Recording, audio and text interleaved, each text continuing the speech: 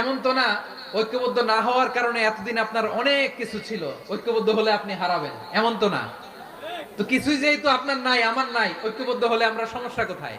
ঐক্যবদ্ধ হয়েই দেখি না, ঠিক কিনা? ঐক্যবদ্ধ হওয়ার দুইটা ওয়ে। রাজনৈতিক ঐক্য কিভাবে হবে?